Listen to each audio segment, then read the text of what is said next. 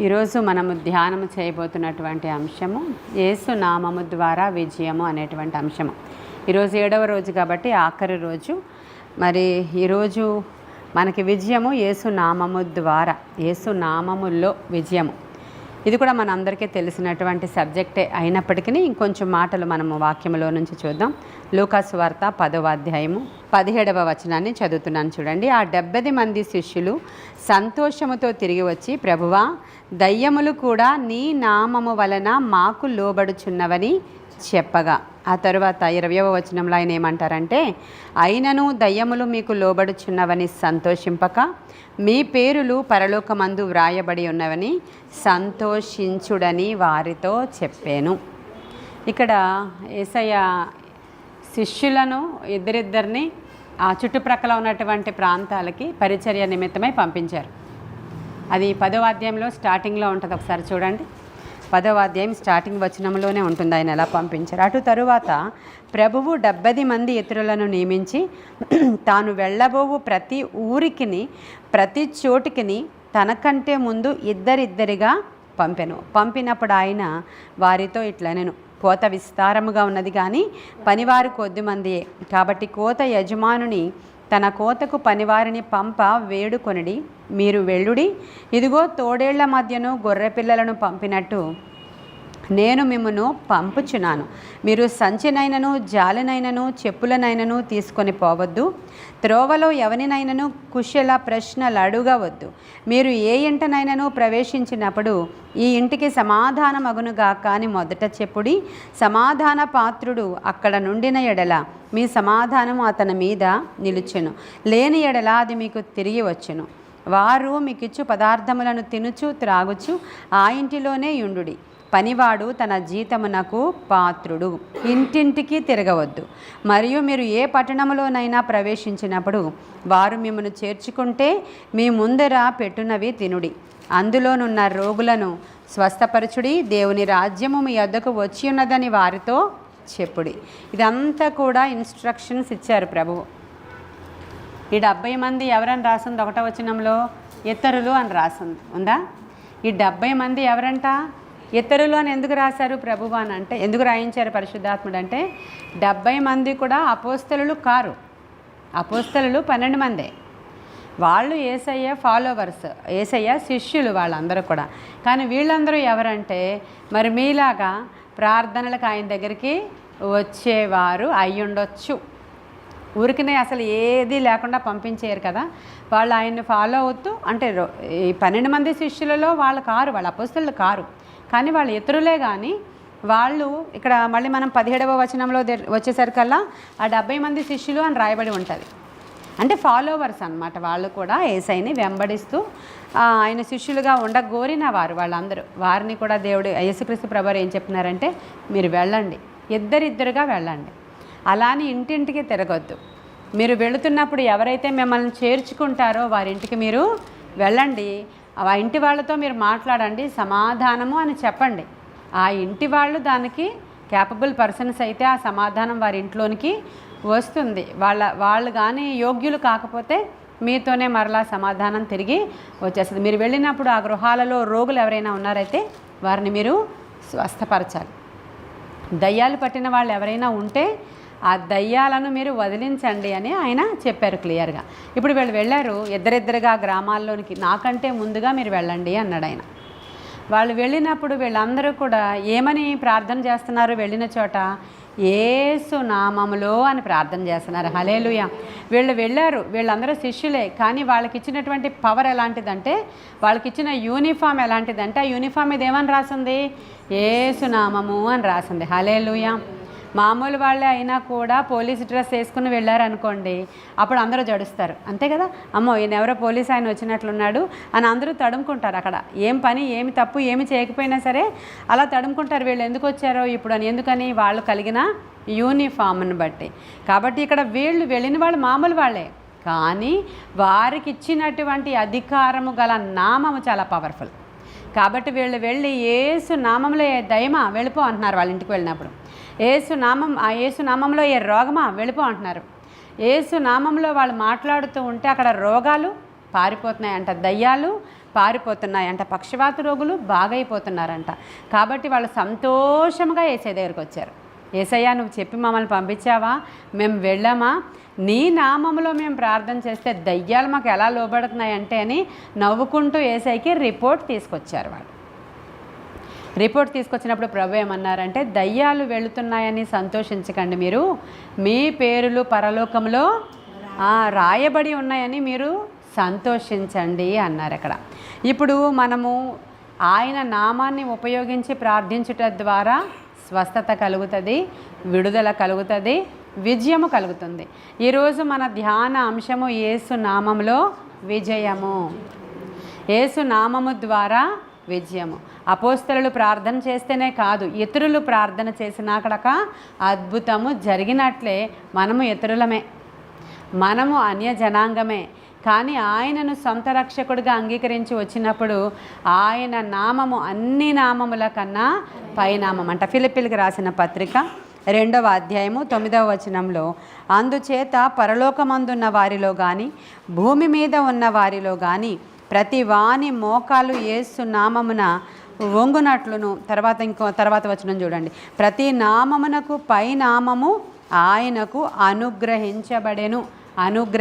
చూడండి, అందుచేత పరలోకమందున్న వారిలో కానీ భూమి మీద ఉన్న వారిలో కానీ ప్రతి మోకాలు ఆయన నామము. ఈరోజు మనం మాట్లాడుకుంటున్న సబ్జెక్టే యేసు నామము. యేసు నామము ద్వారా విజయము, యేసు నామములో విజయము. యేసు నామము ఉచ్చరించి ప్రార్థించినప్పుడు అద్భుతాలు జరుగుతాయి.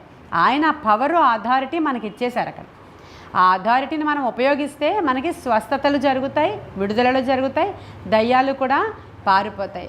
పౌలు దగ్గరికి అక్కడ పేతురు, యోహాను దగ్గర కొంతమంది వచ్చి చెప్తారు, యేసు నామం పేరట అక్కడ దయ్యాలను వెళ్ళగొడుతున్నారు కొంతమంది, వాళ్ళు మనకు చెందిన వాళ్ళు కారు అన్నప్పుడు, పోన్లే చేయనియండి, వాళ్ళు ఏం చేస్తున్నారో వాళ్ళని ఆటంకపరచొద్దు, చెయ్యండి అని చెప్తున్నారు. ఎందుకని? ఆ నామమే పవర్ఫుల్.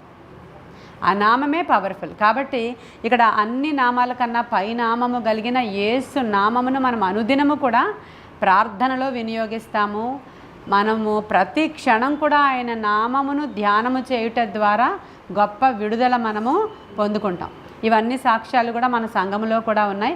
కాబట్టి ఇక్కడ మనం ఎఫెసీలకు రాసిన పత్రిక 1వ అధ్యాయం 21వ వచనంలో ఏముందంటే, సమస్త ఆధిపత్యము కంటెను, అధికారము కంటెను, శక్తి కంటెను, ప్రభుత్వము కంటెను ఈ యుగమందు మాత్రమే గాక రాబోవు యుగమందును పేరు పొందిన ప్రతి నామము కంటే. చూడండి, ఎన్ని నామాలు ఈ మధ్యకాలంలో వచ్చినా కూడా, సమస్త ఆధిపత్యాలు ఎన్నొచ్చినా సరే, ఎన్ని గవర్నమెంట్స్ వచ్చినా సరే, ఎన్ని అధికారాలు వచ్చినా సరే, ఎన్ని ప్రభుత్వాల కంటేనూ ఈ యుగమందు మాత్రమే కాదు, రాబోయే యుగాలలో పేరు పొందిన ఏ నామము కంటేను, ప్రతి నామము కంటేను పైనామము యేసు నామం అంట. హల్లెలూయా. కీర్తనల గ్రంథము 8వ అధ్యాయము 9వ వచనంలో ఏముందంటే, యెహోవా నా ప్రభువా, భూమి అందంతటా నీ నామము ఎంత ప్రభావము గలది. హల్లెలూయా. ప్రభావము. ఓల్డ్ టెస్టిమెంట్లో యెహోవా దేవుని యొక్క నామం అక్కడ యావే అంటారు. ఆయన పేరు ఉచ్చరించడానికి కూడా ప్రజలకి చాలా భయము. ఆయన నామాన్ని వ్యర్థముగా ఉచ్చరిస్తే శాపం వస్తుందంట. ఆయన నామాన్ని వ్యర్థముగా అసలు ఉచ్చరించకూడదని ఓల్డ్ టెస్టిమెంట్లో వాళ్ళందరికీ భయం ఆ నామమును చూస్తేనే. కానీ ఆయన నామములో ఏముందంట? ఆయన నామము ప్రభావము కలిగినదే. ఆయన నామము ప్రభావము కలిగింది. ఆయన మహిమ ప్రభావాన్ని వస్త్రంగా ధరించుకున్నవాడంట ఆయన. కాబట్టి ఇప్పుడు న్యూ టెస్టిమెంట్ ప్రకారము అన్ని నామముల కంటే పైనామము యేసయ్యకి ఇచ్చేశారు. కాబట్టి ఆ నామములోనే మనం అందరం ప్రతి దినము ప్రార్థన చేసినప్పుడు మీ ప్రేయర్ అంతా సబ్మిట్ చేసేటప్పుడు దేవునికి ఏమని సబ్మిట్ చేయాలి మీరు?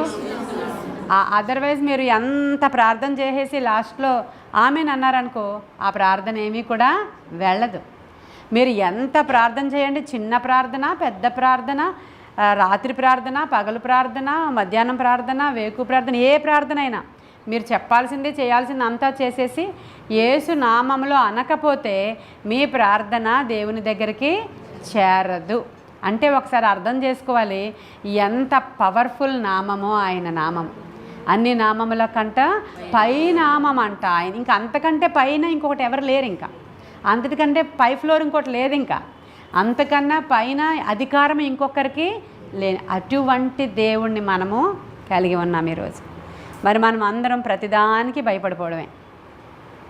ప్రతి విషయంలో కూడా అసలు మనకి చిన్న దేవుడు ఉన్నట్లుగా, అదేదో పేద దేవుడు ఉన్నట్లుగా, లేకపోతే ఎంతో బలహీనుడైన దేవుడు మనకు ఉన్నట్లుగా ప్రతి ఒక్కరి మాటలు వింటుంటే మనకు అర్థమైపోద్ది. మన మాటలు ఎలా ఉండాలి? ప్రభు చెప్తాడు, మీ నోట్లోనే జీవన్మరణాలు ఉన్నాయి. మీరు మాట్లాడేటప్పుడు ఎలా మాట్లాడుతున్నారు, ఏ విధంగా దేవుడు చెప్పినట్లే మీరు మాట్లాడుతున్నారా? ఆయన కొన్ని మాటలు మీకు చెప్పారు. ఆయన ఇప్పుడు వీళ్ళకు కూడా కొన్ని మాటలు చెప్పారు. మీరు ఆయా గ్రామాలలో పట్టణాలలో సంచరించినప్పుడు ఆయన వెళ్ళడానికి ముందు వీళ్ళని పంపించారంట. ఇప్పుడు ఆయన రావడానికి ముందు మనల్ని పంపిస్తున్నారు. ఇక్కడ ఆయన వస్తారు కదా, మళ్ళీ వచ్చే ముందు ఏం చెప్పాడంటే, కోత విస్తారంగా ఉంది, పని వాళ్ళు చాలా తక్కువగా ఉన్నారు, కాబట్టి మీరు అందరూ పనిచేయాలి. కేవలం ఏర్పరచబడిన పాస్టర్ అమ్మగారు లాంటి వాళ్ళే కారు, వాళ్ళు సెలెక్టెడ్. అపోస్తలులు 12 మంది సెలెక్టెడ్, ఆయన శిష్యులు వాళ్ళే పునాది రాళ్ళు. వాళ్ళ పొజిషన్స్ వాళ్ళవి, వాళ్ళ క్యాడర్ వాళ్ళది, వాళ్ళ ఘనత వాళ్ళదే. కానీ వాళ్ళే కాదు, కోత విస్తారంగా ఉంది, కానీ పని వాళ్ళు చాలా తక్కువగా ఉన్న కారణంగా మీ అందరూ కూడా పనిచేయాలి. అక్కడ దేవుడు చెప్తున్నాడు, మీ అందరూ కూడా పనిచేయాలి. ఇతరులు అందరూ కూడా పనిచేయాలి. పని చేస్తే అప్పుడు ఆ కోతను మనం పంటను కోయగలుగుతాం. మీరు వెళ్ళినప్పుడు, అయ్యో మాకు అధికారం లేదండి, మా పాస్టమ్మ గారికి ఉన్న కృపావరాలు మాకు లేవు కదండి, మరి మా పాస్టమ్మ గారికి అయితే అధికారం ఇచ్చారు, మీరు కృపావరాలు ఇచ్చారు, మాకు లేవు కదండి అని మీరు అడుగుతున్నప్పుడు ఆయన ఏమంటున్నాడంటే, నా నామాన్ని ఉపయోగించండి, నా నామాన్ని ఉపయోగించి మీరు ప్రార్థన చేయండి అమ్మా, నా నామాన్ని ఉపయోగించి మీరు దయ్యాలను వెళ్ళగొట్టండి, నా నామాన్ని ఉపయోగించి మీరు అద్భుతాలు చేయగలరని ప్రజలందరికీ కూడా ఆయన నామములో ఉన్న అధికారాన్ని ఆయన ఇతరులకి కూడా ఇచ్చారు. అక్కడ అర్థమవుతుంది మనకి. 70 మంది శిష్యులను అక్కడ రాసింది. స్టార్టింగ్ వర్సెస్లోనే ఇతరులను ఏర్పాటు చేసుకున్నాడు ఆయన అని రాయబడి ఉంది. కాబట్టి మనం ఆయన నామాన్ని ఉపయోగించి, ఇప్పుడు మీరు అందరూ డైరెక్ట్గా ఒక కర్ర, ఒక సంచి ఇవన్నీ పట్టుకుని వెళ్ళమన్నారు ఆయన. అవి ఏం పట్టుకెళ్ళొద్దు. మీరు ఒక పెద్ద బిల్డప్ ఏమి ఇవ్వక్కర్లేదు. మీరు సేవకులు కంబళి కప్పుకొని ఒక కర్ర పట్టుకొని, ఎవరు ఎలీషా వెళ్ళినట్లు ఏలియా వెళ్ళినట్లు ఏమి వెళ్ళక్కర్లేదు. మీరు వెళ్ళండి, మీకు అవసరమైనవన్నీ కూడా నేను ప్రొవైడ్ చేస్తాను. మీకు అవసరమైనవన్నీ అక్కడ సమకూర్చబడతాయి, మీరు వెళ్ళడమే. నా నామం పేరట వెళ్ళి మీరు పని చేయాలి అని శిష్యులకు ఆయన చెప్పారు. ఇప్పుడు మనం ముందు మన ఇంట్లోనే పని చేసుకోవాలి. అది మన ఇంట్లోనే, ఇంట్లో ఉన్న వారందరినీ కూడా రక్షించుకోవాలి. మన అపోస్తల కార్యాలు 2వ అధ్యాయంలో చూస్తే పేతురు బోధ చేస్తున్నాడు. అక్కడ బోధ చేస్తుంటే పేతురు బయటకు వచ్చి పెంతెకోస్తు పండుగ దినాన అక్కడంతా కూడా బోధ చేస్తూ చాలా పెద్ద మెసేజ్ చెప్పాడు ఆయన. ఆ పెద్ద మెసేజ్కి 3000 మంది ఆ రోజే రెస్పాండ్ అయిపోయారు. అయిపోయినప్పుడు అక్కడ ఉన్న వాళ్ళందరి హృదయాలలో ఏమైందంటే గుచ్చుకుందంట. గుచ్చుకున్నప్పుడు వాళ్ళందరూ ఏమంటున్నారంటే, అయ్యా సహోదరుడా, నువ్వు చెప్పింది మాకు అర్థమవుతుంది. ఎందుకు అర్థమవుతుంది? పరిశుద్ధాత్ముడు అక్కడ పనిచేస్తున్నాడు కాబట్టి. అప్పటి వరకు పేతురు ఏం చెప్పినా, ఎవరేం చెప్పినా వీళ్ళు విననొల్లకున్నారు. కానీ అక్కడ పేతురు ఎప్పుడైతే ఆత్మను పొందుకున్నవాడై ఆయన నామము పేరట లేచి వచ్చి అక్కడ ప్రకటిస్తున్నాడో వీళ్ళందరికీ అర్థమైపోతుంది. అది మాకు అర్థమవుతుంది, నువ్వేం చెప్తున్నావో అర్థమవుతుంది, ఏం చేయమంటావో నెక్స్ట్ మాట్లాడు, మాకు అర్థమైపోయింది చాలు. ఇంకా అబ్రహాం గురించి చెప్పావు, స్టీఫెన్ గురించి చెప్పావు, అందరి గురించి చెప్పావు, మాకు అర్థమైపోయింది ఎంతవరకు, నెక్స్ట్ ఏంటో చెప్పు అని అడిగారు వాళ్ళు. చూసారా, నెక్స్ట్ ఏం చేయాలి ఇయర్లో మనం? ఇప్పటి వరకు ప్రార్థనకు వస్తున్నారు, పాటలు పాడుతున్నారు, పడిపోతున్నారు, లేస్తున్నారు, ఉంటారు ఉండరు కొన్ని రోజులు, మొత్తానికి ఇలా అన్నీ జరుగుతున్నాయి. నెక్స్ట్ ఏంటి? తర్వాత ఏం చేయాలో చెప్పండి పాస్టమ్మ గారు. తర్వాత ఏం చేయాలి? ఇయర్ ఏం చేయాలి? ఇంకెప్పటికీ పాలు తాగే స్థితేనా? ఘనాహారం తీసుకునే స్థితిలోనికి మేము వెళ్ళాలి. మొదటగా మేము స్టేబుల్గా ఉండాలి. ఇప్పుడు వెళ్ళమంటే అర్జెంటుగా కొంతమంది 2-3 ఉన్నారు ఇక్కడ, బయలుదేరిపోతారు సంచేసుకుని, నాకు తెలుసు. కానీ అది కాదు, నువ్వు ముందు మారాలా. నీవు ముందు మారి అప్పుడు పేతురులాగా బయటికి రావాలా. పేతురు అప్పటి వరకు ఎలా ఉన్నాడు? దుడుకు, ఏ మాట పడితే ఆ మాట మాట్లాడతాడు, ఏ మాట పడితే ఆ మాట అనేస్తాడు. అసలు స్టెబిలిటీ మైండ్ లేదు. అప్పటికప్పుడే ఇల్లు కట్టేస్తానంటాడు, అప్పటికప్పుడే చెవి నరికేస్తాడు. ఆయన పంపిస్తే మరి భలే ఉంటుందిలే, అవును కదా. కాబట్టి మళ్ళీ యేసయ్య ఎవరో తెలుసంటే తెలియదు అంటాడు అప్పుడే. ఇవన్నీ చేసినటువంటి వాడు ముందు మీరు ఊరికి వెళ్ళిపోకండి. ఊరిలోకి ఏం చేయాలి? నిలిచి మేడగదిలో కనిపెట్టి ప్రార్థన, అది చేయాలి ఇప్పుడు మీరందరూ. నిలిచి కనిపెట్టి ప్రార్థన చేస్తే అప్పుడు పరిశుద్ధాత్ముని యొక్క అభిషేకము నీ మీదకి వచ్చినప్పుడు నీకేం జరుగుతుందంటే రూపాంతర అనుభవము జరుగుతుంది. హల్లెలూయా. ఈ అనుభవము లేకే అనేక మంది వెళ్ళి ప్రజలను పిచ్చెక్కించేస్తున్నారు, వాళ్ళు పిచ్చోళ్ళు అయిపోతున్నారు. ఈ అనుభవం లేదు. దేవుడు నాతో మాట్లాడేశాడు, నేను బ్యాగ్ వేసుకుని వెళ్ళిపోతున్నాను. దేవుడు నాకు సాక్ష్యం ఇచ్చేశాడు, గత రాత్రి కలలో వెలుగొచ్చేసింది, నన్ను పిల్లండి అని నెంబర్ వేసుకుంటారు. ఆ తరువాత ఆ సాక్ష్యమే పలు విధాలుగా తప్పుగా వెళ్ళిపోతుంది. ఆ తర్వాత వాళ్ళకి స్టెబిలిటీ ఉండదు, ఇంట్లోనే స్థిరం ఉండదు వాళ్ళకి, ఒంట్లోనే స్థిరం ఉండదు వాళ్ళకి, వాళ్ళ హృదయమే సరి అయినది కాదు. అప్పుడు ఏం చేస్తారు వాళ్ళు? అందుకే ఒకడు వచ్చి అడుగుతున్నాడు, అయ్యా మీకు కలిగిన వరాల్లో నాకు కూడా ఇస్తారేంటి కొన్ని, ఈ ద్రవ్యం తీసుకోండి, వెండి తీసుకోండి, భలే చేస్తున్నారు మీరు అన్నారు. అన్నప్పుడు ఏం చెప్పాడు దైవజనుడు అక్కడ? నీకు మాతో పాలు లేదు, ఎందుకంటే నీ హృదయం సరి అయినదిగా లేదు గనుక. కాబట్టి ఏం చేయాలి ఇప్పుడు? మీరు వెళ్ళి యెరూషలేములో అక్కడ మేడగదిలో మీరు ఏం చేయాలా? నిలిచి కనిపెట్టి ఉండండి. ఎప్పటి వరకు అంటే మిమ్మల్ని మీరు స్థిరముగా చేసుకునే వరకు. ఆయన ఆత్మశక్తి మీ మీదకి వచ్చి మీరు రూపాంతరం చెందాలి. ఈ రూపాంతర అనుభవం లేకుండా సేవ చేస్తామని బయలుదేరిపోయి ఆయన నామం పేరట ప్రార్థన చేస్తాము అంటే దయ్యం వచ్చి ఏం చేసింది? బట్టలన్నీ ఊడదీసి కొట్టింది. జరిగింది కదా, ఇది జరిగింది కదా. ఆయన పౌలు ఏం చేశాడు? యేసునామమే కదా ఉచ్చరించడు, మాకు రాదేంటి ప్రార్థన అని వీళ్ళు యేసునామం మొదలుపెట్టారు. పెట్టినప్పుడు యేసు తెలుసు, పౌలు తెలుసు, నువ్వెవడవో చెప్పిలారా అని పిలిచింది. దయ్యమే పిలిచింది, నువ్వు రాయిలాగా ఒకసారి వెళ్ళరా, నాకు యేసు బాగా తెలుసు, పౌలు కూడా తెలుసు, నువ్వు ఎవరివి అని అడిగింది. ఏం చెప్తాడు? కాబట్టి పవర్ దేవుడు మనకి ఇచ్చాడు.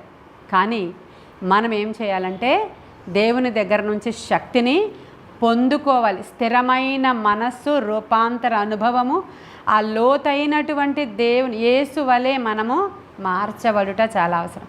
ఇందులో తగ్గింపు ఉంటుంది, ఇందులో దీనత్వం ఉంటుంది, ఇందులో యేసు వలె మనము మార్చబడాలంటే ఏమేమి చేయాలో బాహ్య పురుషుడు విరగ్గొట్టబడతాడు. బాహ్య పురుషుడు మనం బాహ్యంగా ఎలా ఉన్నామో మనం అలా ఉండిపోం. ఆ విరగ్గొట్టబడే ప్రొసీజర్లో మనం ఏమంటూ ఉంటామంటే, బాబాయ్ చాలు ప్రవ్వా, ఇంకా ఈ రోజుకి చాలు, ఇంక చేసే, నువ్వు చేసే, ఇక నాకు వద్దు బాబాయ్ నేను తట్టుకోలేను అంటుంటాం. ఆయన నువ్వు ఎన్ని చెప్పినా వెండవు. ఆ బాహ్య పురుషుడు విరగ్గొట్టే వరకు కూడా ఒక ప్రొసీజర్ నీకు కొనసాగుతూ ఉంటుంది. అది విరగ్గొట్టబడిన తర్వాత అసలైన పురుషుడు బయటకు వస్తాడు. అప్పుడు ఆయన ఈ సేవ చేయడానికి కరెక్ట్గా సిద్ధపరచబడినవాడు. అప్పుడు ఆయనే వాడుకోవడం మొదలు పెడతాడు. మనం ఏం చెయ్యక్కర్లేదు, ఆయనే వాడుకోవడం మొదలు పెడతాడు. మనకు అలాగే వచ్చేస్తుంది అంతా. మనం ఏం చేసినా సరే అది అక్కడంతా కార్యరూపంలోనికి వచ్చేస్తుంది. ఇప్పుడు ఏం చేయాలో చెప్పండి, నెక్స్ట్ స్టెప్ ఏంటో చెప్పు అని అడిగారు. ఎవరిని? పేతురుని, అక్కడికి వచ్చినటువంటి ప్రజలు. అప్పుడు ఆయన ఏమన్నాడంటే, ఏం చేయాలంటే మీరు యేసు నామము పేరట, హల్లెలూయా, బాప్తిస్మము పొందితే రక్షణ అనే అనుభవంలోనికి మీరు వెళతారు. అప్పుడు పరిశుద్ధాత్మ అనే వరము మీకు ఇవ్వబడుతుంది అని రాయబడింది. ఎక్కడుందో చూడండి, అది అపోస్తుల కార్యాలు 2వ అధ్యాయము 38వ వచనంలో, అంటే ఇంకా 37వ వచనంలో నేను చెప్పింది ఉంటుంది కదా, అది చూడాలి. వారు ఈ మాటలు విని హృదయంలో ఏమైందంట, వాళ్ళకి నొచ్చుకునే అనే దానికి ఫుట్ నోట్లో ఏముంది?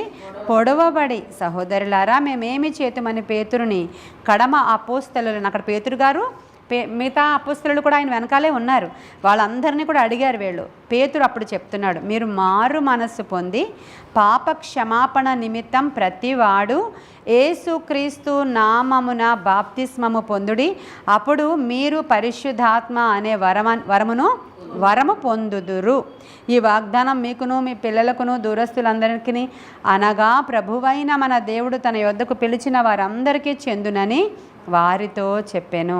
ఇప్పుడు మనం అందరం ఏమవ్వాలంట? మారు మనసు గురించి నేను ఈ డిసెంబర్ నెలలోనే వాక్యం చెప్పానని అనుకుంటున్నాను. చెప్పాను కదా, మీతో మాట్లాడాను.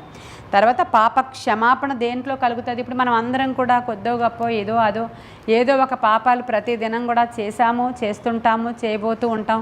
ముందెప్పుడో చేసేసాము, అనుదినం కూడా చేస్తున్నప్పుడు క్షమించండి అంటుంటాం దేవుణ్ణి. ఇప్పుడు మీరు మీ పాపాలు క్షమించబడాలంటే, ఇక నేను మొన్న చెప్పాను, ఆయన రక్తము ప్రోక్షించబడాలి. అయితే యేసు నామము ద్వారా మాత్రమే పాపక్షమాపణ ఇక్కడ రాయబడి ఉంది. మీరు ఎప్పుడైతే ఆయనను ఒప్పుకుంటారో పాపక్షమాపణ అంటే మారు మనస్సు పొంది పాపక్షమాపణ నిమిత్తం ఏం చేయాలంట? ప్రతివాడు యేసుక్రీస్తు నామమున బాప్తిస్మం పొందాలంట. బాప్తిస్మం పొందితే అప్పుడు మీకు ఈ వరం అనేది అనుగ్రహించబడుతుంది. ఇప్పుడు పేతురుకి ఆ వరం అనుగ్రహించబడింది. ఆయన బయటకు వచ్చాడు, ఆయన మాట్లాడాడు, ఆ వరం పనిచేసేసింది అక్కడ. మనం కూడా చాలా మందికి చెప్తూ ఉంటాం. అమ్మ చెప్తుంది, అమ్మ రోడ్డు మీద రోజుకు ఒక 10 మందికి చెప్తా. నేను ఎన్ని సంవత్సరాల నుంచి చెప్తుందంట? ఒక 10 సంవత్సరాల నుంచి చెప్తుందంట. కానీ ఒక్కరు కూడా ఇప్పటికి రక్షించబడినట్లు నాకు కనబడలేదు అని నన్ను అడుగుతుంది. అప్పుడు నేను అంటాను, నీకు కనబడదు కదా, నువ్వు చెప్పేసి విడిచిపెట్టావు. ఏమో ఎవరో ఎక్కడో మారుంటారులే, చెప్పడం నీ పని, చెప్పుకొని పో అంటున్నాను నేను. కానీ స్పష్టంగా ఒక్కరు కూడా మారినట్లు ఆమె చూడలేకపోతుంది. నేను కూడా కొందరికి చాలా ఊరికినే నా జీవితాన్ని చూసి మారారు, నేను ఒక మాట చెప్తే మారారు, నేను రక్షించాలి వాళ్ళని అనుకున్న వాళ్ళ కొరకు నేను ప్రార్థన చేస్తే మారారు. ఆ తర్వాత నా ఇక్కడికి వచ్చిన వాళ్ళందరూ జస్ట్ చూద్దాము, ఒకసారి ప్రార్థన చేయించుకుందాము అని చిన్నారి కుటుంబం వచ్చింది మన దగ్గరికి. జస్ట్ చూద్దాం, మా పాస్టమ్మ గారు ప్రార్థన చేస్తే మీకు దేవుడు కార్యం చేస్తాడని చెప్తే సరే మేము ప్రార్థన వరకునే వస్తాం అన్నారు వాళ్ళు. అంతే, అందుకే వచ్చారు వాళ్ళు. ఒక డాక్టర్ దగ్గరికి వెళ్ళినట్లు వచ్చారు వాళ్ళు. అక్కడికి వచ్చినప్పుడు ఆ రోజు వర్తమానము నేను మాట్లాడుతుంటే వాళ్ళు విన్నారు, వాళ్ళు రక్షించబడిపోయారు. వాళ్ళకి బిడ్డలు కలగలేదు, వాళ్ళకి మారు మనసు కలిగింది. వాళ్ళకి బిడ్డలు కలగలేదు, రక్షణ భాగ్యం వచ్చింది. అప్పుడు నేను వాళ్ళు ఒక 6 నెలలు వచ్చిన తర్వాత, 6 నెలలు కూడా కాదు, 3 నెలలు వచ్చాక వాళ్ళు వచ్చి మేము ఇప్పటి వరకు పూజిస్తున్న వాటిని అన్నిటినీ విసర్జించి యేసుక్రీస్తు ప్రభువారిని సొంత రక్షకుడిగా అంగీకరించాలనుకుంటున్నాము అని చెప్పారు. కొంచెం టైం తీసుకోండి అన్నాను నేను. మీరు అవన్నీ విసర్జించే ముందు, వాటిని మీ ఇంట్లో నుంచి తీసేసే ముందు కొంచెం టైం తీసుకోండి, ఆలోచించండి అన్నాను నేను. లేదు, మాకు ఇదే సరైన సమయం అన్నట్టు వాళ్ళు ఆ రోజే వాటిని అన్నిటినీ కూడా విడిచిపెట్టారు. వాళ్ళు ఎందుకు వచ్చారు? బిడ్డల కోసం వచ్చారు. అది జరగలేదు. వాక్యము విన్నారు, వాక్యము వినిన వెంటనే వారు అక్కడ రక్షించబడ్డారు. ఇప్పుడు నాకు స్పష్టంగా నా బోధతో రక్షించబడిన వాళ్ళు నాకు కనబడుతున్నారు. అమ్మ చెప్తుందో, నాకు ఇప్పటి వరకు 10 సంవత్సరాల నుంచి ఇంతమందికి నేను సువార్త చెప్పాను కానీ వారు నాకు కనబడలేదు అంటున్నారు. కాబట్టి ఇద్దరం కూడా ఒకే నామంలోనే పని చేస్తున్నాం. అర్థమవుతుంది అంటే జస్ట్ అమ్మాయి మనకు అస్మాను చెప్తుందని తన పేరు తీసుకున్నాను సుమా.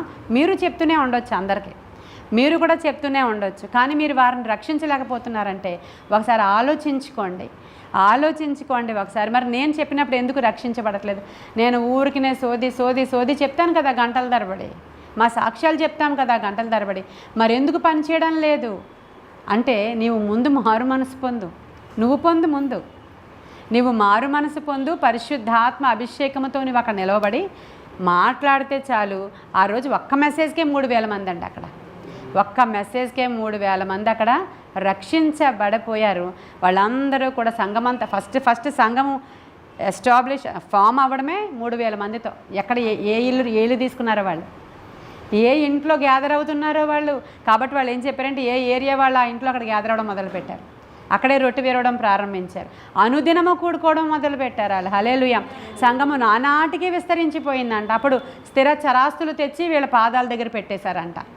అసలు పరిశుద్ధాత్ముడు పని చేసుకున్న విధానం అలా ఉంటుంది. వాళ్ళందరూ వాళ్ళ ఇల్లును అమ్మేశారంట, వారి పొలాలు అమ్మేశారంట, స్థిర చరాస్తులు అమ్మేసి అదంతా తీసుకొచ్చి అపోస్తలుల పాదాల దగ్గర పెడితే వీళ్ళందరూ కలిసి ఒకే చోట ఇంకా వాళ్ళందరూ ఉంటే అప్పుడు ఏమైంది? అక్కడ ఆ భోజనాల దగ్గర మళ్ళీ గొడవలు వచ్చాయి. ఉంటాయి కదా తోడేళ్ళు కొన్ని సంఘంలో, ఏదో ఒక గొడవ పెడుతుంది. నీకు ఇంతేసారు ఆ కూర, నాకైతే చాలా బాగా వేశారు. అక్కడే గొడవ వచ్చిందంట. మరి రాసుందండి, మాంసము సరిగ్గా వడ్డించట్లేదని గొడవలు వచ్చాయంట అక్కడ. అప్పుడు వీళ్ళ వ్యాజ్యాలే తీర్చడం సరిపోతుందా? వీళ్ళకి అన్నం వండి ఏమంటారు కూరలు వీళ్ళకి వండించడమే సరిపోతుందా? వస్తున్న వాళ్ళను చూసి వాళ్ళకి సహాయం చేయడమే సరిపోతుందా? మాకేంటిదంతా? కాబట్టి ఒక పని చేయండి అయ్యా, మీలో బాగా అభిషేకం పొందుకున్న వారు సెలెక్టెడ్ వాళ్ళు వీళ్ళకి ఆహారం కూడా వడ్డించడానికి మామూలు వాళ్ళు కారు. వాళ్ళల్లో పరిశుద్ధాత్మ అభిషేకం పొందుకున్న వాళ్ళు. ఇక్కడ సంఘ పెద్దలు అంటే వాళ్ళ తాతగారు ఆ చర్చి కట్టించి ఉండుంటే దాని మీద ఆయన పేరు ఉంటే వాళ్ళ సంఘ పెద్దలు. ఆ తర్వాత ఇంకా జనరేషన్స్ నుంచి వస్తున్న సంఘ పెద్దలు. ఇక్కడ సంఘ పెద్దలు ఎవరంటే కేవలము పరిశుద్ధాత్మ అభిషేకం పొందుకున్న వారే అక్కడ సంఘ పెద్దలు. హల్లెలూయా. వారు మాత్రమే వీరికి భోజనాలు వడ్డించడానికి అర్హులు. ఆ సంఘ పెద్ద ఎంత జ్ఞానవంతుడో తెలుస్తుంది కదా మీకు. ఆ సంఘ పెద్దల్లో ఒక సంఘ పెద్ద పేరు చెప్పండి. స్టెఫను. ఎంత జ్ఞానము కలిగి మాట్లాడతాడు అక్కడ. అబ్రహాము మొదలు ఆయన చెప్పిన బోధ వింటే అక్కడ ఆయన మాట్లాడుతూ ఉంటే సభలో ఉన్నవారందరికీ ఎలా ఉన్నాడంట, దేవదూత ముఖములాగా. కాబట్టి స్తుతి ద్వారా విజయము, పాటలు పాడుటలో విజయము, యేసు రక్తములో విజయము, చేతులు పైకెత్తి ప్రార్థించుటలో విజయము, అన్నిటికంటే మిన్నగా ఆయన నామములో విజయము. హల్లెలూయా. ఒక దినాన వీళ్ళందరూ సంఘము ఎస్టాబ్లిష్ అవుతుంది. అయినప్పటికీ కూడా వాళ్ళ ఆచార వ్యవహారాలను ఫాలో అవుతూనే ఉన్నారు. యూదులు 3 గంటలకు వెళ్ళి అక్కడ ప్రార్థన చేసుకుంటారు సమాజ మందిరంలో. ఆ మందిరం దగ్గరికి ప్రార్థన చేసుకోవడానికి పేతురు యోహానులు శృంగారం అనే దేవాలయం దగ్గరికి నడిచి వెళుతున్నారు. 3 o'clock ప్రేయర్ ఇంపార్టెన్స్. వాళ్ళు మధ్యాహ్నం ప్రేయర్ వెళుతూ ఉన్నప్పుడు దేవుడు నాతో 3 గంటల ప్రార్థన గురించి మాట్లాడినప్పుడు ఈ ఇన్సిడెంటే చూపించారు నాకు. చూపించి మనము పగటి వారము చీకటి వారము కాదు, 3 గంటలకు లేచి ప్రార్థన చేయి. రాత్రి 3 గంటలకు కాదు, పగలు 3 గంటలకి. పగలు 3 గంటలకి ప్రార్థన కోసమని పేతురు యోహానులు గుడి మెట్లెక్కి వెళుతున్నారంట. అది శృంగారం అనే దేవాలయము అని రాయబడి ఉంది. అక్కడ ఒక కుంటివాడు కూర్చుని ఉన్నాడు. కూర్చుని ఉన్నప్పుడు వాడు అడుక్కునేవాడు ఏం చూస్తాడు? అడుక్కునేవాడు చేతుల వైపు, మన పర్సు వైపు, మన హ్యాండ్ బ్యాగ్ వైపు, అంతే కదా. వాళ్ళు మనం సహజంగానే మామూలుగా ఇలా పర్స్ తీస్తున్నాం అనుకోండి, అతనికి వేయడానికే అనుకుంటారు వాళ్ళు. అందుకని ఎదురుగా మనం వెయ్యాలి అనుకోలేనప్పుడు ఎదురుగా దాన్ని ముట్టుకోకూడదు మనం కదా. వెయ్యాలని అనుకోలేనప్పుడు వీళ్ళని చూస్తే వీళ్ళ దగ్గర పర్సు లేదు, హ్యాండ్ బ్యాగ్ లేదు, సంచి తగిలించుకు వెళ్ళొద్దన్నారు కదా, వీళ్ళ దగ్గర ఏమీ లేదు. వాడు చేతుల వైపు చూస్తున్నాడంట. చూస్తున్నప్పుడు అప్పుడు పేతురు ఏమంటున్నాడంటే, అరే బాబు, మా దగ్గర వెండి బంగారాలు లేవు. ఆ రోజుల్లో వెండి కాయిన్స్, ఆ ద్రవ్యం వేరేలా ఉండేది కాబట్టి, షెకెలు ఇవన్నీ ఉండేవి కాబట్టి మా దగ్గర ఏమీ వెండి బంగారాలు లేవు, కానీ మాకు కలిగినది ఒకే ఒకటి, అదేంటంటే యేసునామం. హల్లెలూయా. ఆ యేసునామములో నీవు లేచి దిగ్గున నడువు అని చెప్పగానే ఆ కుంటివాడు ఆ చీల మండలం బలం పొందుకొని లేచి నడిచి పరిగెత్తి గెంతులు వేశాడంట. హల్లెలూయా. గెంతులు వేస్తూ మందిరంలోనికి వెళ్ళిపోయాడు వాడు. అప్పుడు అక్కడ ఉన్న వాళ్ళందరూ కూడా చూసి, వీడు అక్కడ కూర్చున్న భిక్షకుడే కదా, అక్కడ కూర్చున్న కుంటివాడే కదా అని ఆశ్చర్యపోయారంట. ఆ రోజు వాళ్ళందరూ ఆశ్చర్యపోయినప్పుడు పేతురు మాట్లాడుతున్నాడు, సహోదరులారా, ఎందుకు అంత ఆశ్చర్యపోతున్నారు మీరు? మేము వాడికి స్వస్థత ఇవ్వడానికి కానీ వాడిని బాగు చేయడానికి కానీ శక్తి కలిగిన వారమేమీ కాము, మేము కలిగిన ఆయన నామము పవర్ఫుల్ అన్నాడు. ఆ మాటలే చెప్తారు పేతురు వాళ్ళు. అక్కడ గాస్పల్ ఏం చెప్తారంటే, మా దగ్గర వీనిని స్వస్థపరచును మాకేమీ తెలీదు, మేము కలిగిన ఉన్నతమైన ఆయన నామము. హల్లెలూయా. ఆ నామము ద్వారా వీడికి స్వస్థత. ఎంత గొప్ప విషయాలు కదా ఇవన్నీ కూడా.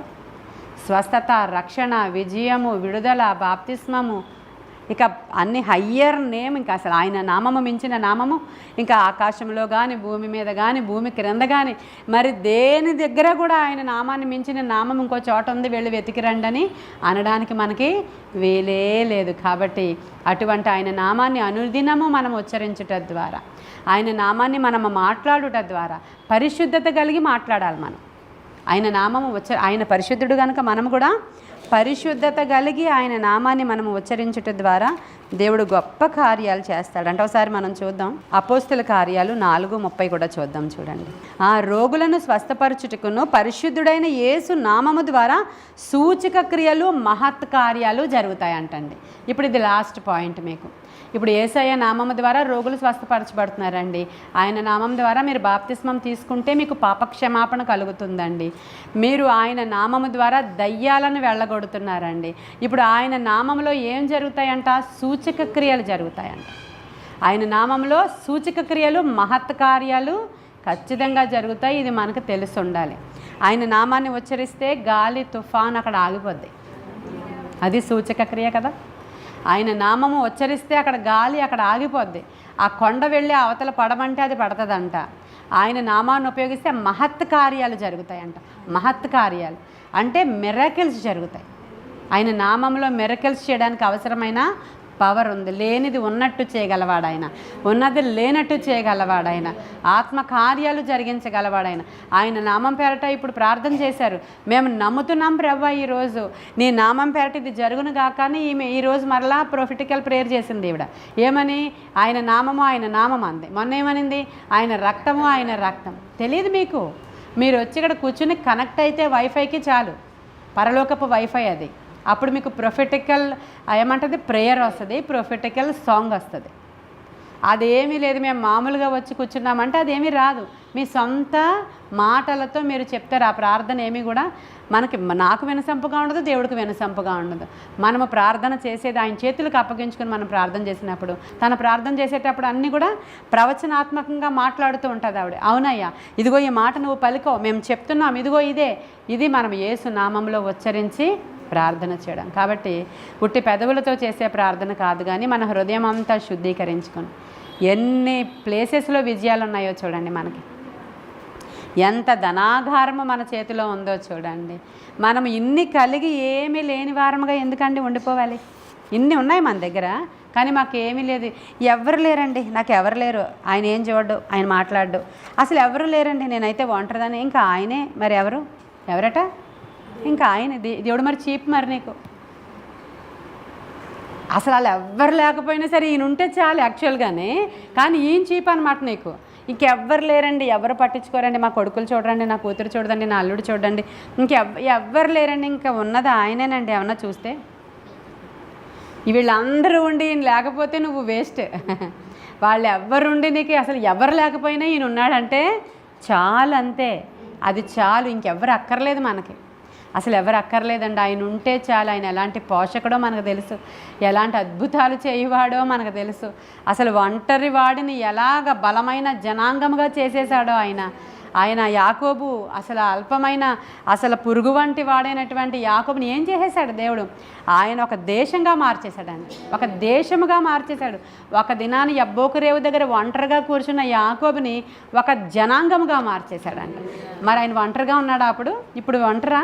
కాబట్టి అంటే ఒంటరైన వాడు 1000 మంది అగును అంటాడు. ఇది ఆయన కెపాసిటీ, ఇది మన దేవుని యొక్క కెపాసిటీ, ఆయన నామంలో ఉన్న శక్తి.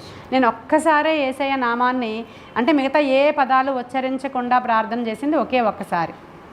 ఇది కూడా అంతే, లాంగ్ బ్యాక్ జరిగిందే.